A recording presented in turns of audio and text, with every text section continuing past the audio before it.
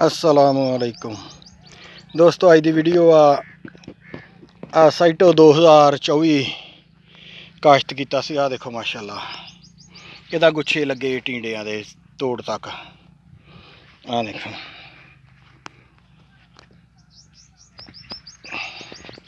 आ बूटा देखो, आ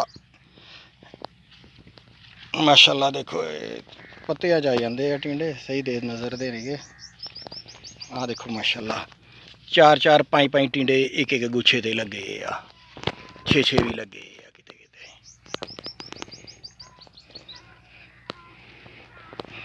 इधरों देखो ते तकरीबन इस बूटे नूं मुड्ढो लाकी टिंडे लगन लगे। आ देखो ते बंदे ईडा कद आ उच्चा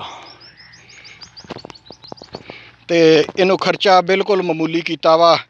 दूसरी कपाह की निस्बत है ना चंगा भला थोड़ा खर्चा पाया इनू ते तां भी माशाअल्लाह आ दो पासे लड़ियां कढ़ गए है ना। आ देखो तो माशाअल्लाह बहुत ज़बरदस्त आ, हर बूटे ही इदा। आ देखो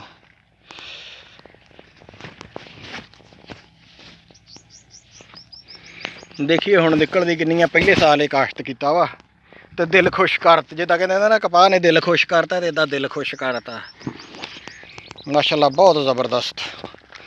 आ इस तरह ना एक जाता वा ये इदा लड़ियां नहीं कटदा, इदा डाहनियां है ना। ये जड़ा ये डाहनियां कटदा तो दो पासे नूं टिंडे लाउंदा है। आ देखो सारे बूटे ही माशाअल्लाह इदा। आ देखो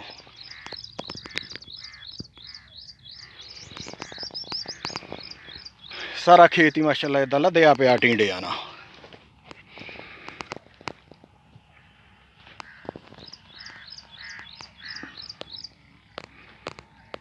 इस तरह दी होर वीडियो देखने लई सारे दोस्त मेरे चैनल को सबसक्राइब कर लियो, नाल घंटी वाले बटन भी नप दिओ। जज़ाकुमुल्लाह खैर।